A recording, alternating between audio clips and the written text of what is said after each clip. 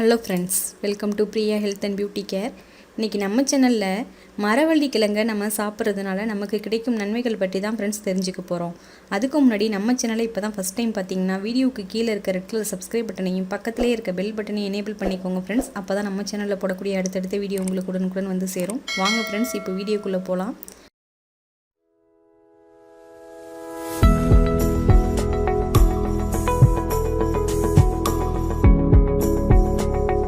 கிராமப்புறங்கள்லேயும் சரி, நகரப்புறங்கள்லேயும் சரி, சாதாரணமாக கிடைக்கக்கூடிய ஒரு உணவுப் பொருள் தான் இந்த மரவள்ளி கிழங்கு ஃப்ரெண்ட்ஸ். ஆனால் இந்த மரவள்ளி கிழங்குல பார்த்திங்கன்னா நம்ம அறியப்படாத எண்ணற்ற சத்துக்கள் நிறைந்திருக்கு ஃப்ரெண்ட்ஸ்.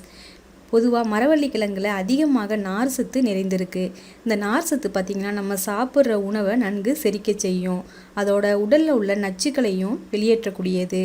மேலும் மரவள்ளி கிழங்கு நம்ம சாப்பிட்றதுனால மலச்சிக்கல், குடல் வலி, குடல் புற்றுநோய் போன்றவையும் வராமலும் தடுக்க முடியும். அதோட நல்ல செரிமானத்தையும் கொடுக்கக்கூடியது. அது மட்டும் இல்லாமல் ஃப்ரெண்ட்ஸ், இதில் இருக்கிற ஃபோலேட்டுகள், வைட்டமின்கள் பார்த்திங்கன்னா கருவில் இருக்கிற குழந்தைங்களுக்கு நரம்பு குறைபாடுகள்லாம் வராமல் தடுக்கக்கூடியது. இதனால் கருவுற்றிருக்கும் தாய்மார்கள் மரவள்ளி கிழங்கை சாப்பிட்றது மிகவும் நல்லது. மேலும் மரவள்ளி கிழங்கை நம்ம சாப்பிட்றதுனால பார்த்திங்கன்னா இரும்பு சத்து அதிகரிக்கும். இந்த இரும்பு சத்து பார்த்திங்கன்னா இரத்த சிவப்பணுக்களின் எண்ணிக்கையும் அதிகரிக்க செய்யுது.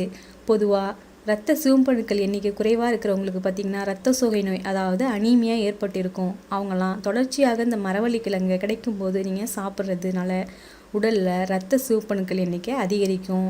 இதனால் இந்த அனீமியா நோய் வராமல் நம்ம தடுக்க முடியும். நம்ம எல்லாருக்குமே வயதாகும் போது பார்த்திங்கன்னா உடலில் உள்ள எலும்புகள்லாம் பார்த்திங்கன்னா வலிமை இழந்து காணப்படும். இதனால் பார்த்திங்கன்னா மூட்டு வலி, கை கால் வலி போன்ற பல்வேறு எலும்பு சம்மந்தப்பட்ட நோய்களும் நமக்கு ஏற்படும்.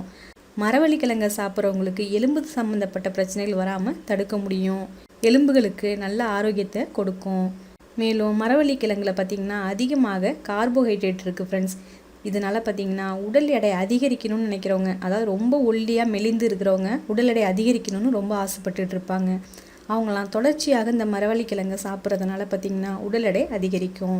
இந்த மரவள்ளி கிழங்கை நம்ம அவித்தும் சாப்பிடலாம். அப்படி இல்லைனா உப்பு, மிளகாய் தூள்லாம் போட்டு நம்ம ஒரு பொரியலாகவும் செய்து சாப்பிடலாம். அப்படி இல்லாட்டி அடை போல் செய்தும் சாப்பிடலாம். மேலும் ஞாபக மறதி பிரச்சனையை சரிப்படுத்தக்கூடியது இந்த மரவள்ளி கிழங்கு.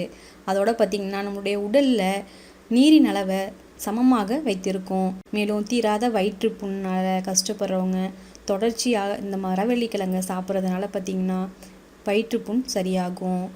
இந்த மரவள்ளி கிழங்கை நம்ம உலர்த்தி மாவாகவும் செய்து அதிலிருந்து நம்ம கஞ்சி வைத்தும் குடிக்கலாம்.